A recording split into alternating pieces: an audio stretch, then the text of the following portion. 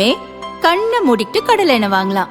ஏன்னா மந்த்ரா கடலை எண்ணெய் இதயத்தின் தயாரிப்பு. வறுக்க பொரிக்க ஏன் எல்லா சமையலுக்கும் மந்த்ரா தான். மந்த்ரா கடலை எண்ணெய், அபார ருசி, ஆரோக்கியமான உடல் நலம்.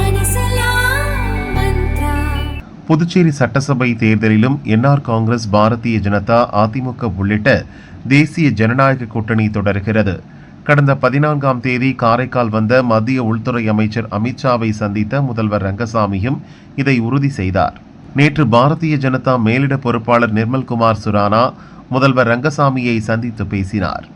அப்போது முதல்வர் ரங்கசாமி திடீரென புது குண்டை போட்டுள்ளார். புதுச்சேரியில் பாரதிய ஜனதாவின் தேசிய ஜனநாயக கூட்டணியில் என்ஆர் காங்கிரஸ் தொடர்கிறது. இதில் எந்த சந்தேகமும் இல்லை.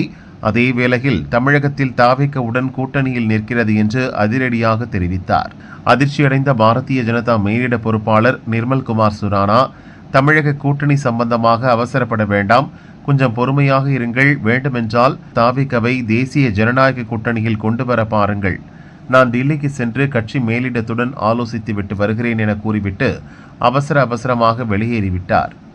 காரைக்காலில் மத்திய உள்துறை அமைச்சர் அமித்ஷாவை முதல்வர் ரங்கசாமி சந்தித்த பிறகு கடந்த தேர்தலை போன்று என்ஆர் காங்கிரசுக்கு 16 சீட்டுகள், எஞ்சிய 14 சீட்டுகளில் பாரதிய ஜனதா கூட்டணி கட்சிகள் நிற்பது என முடிவு செய்யப்பட்டது.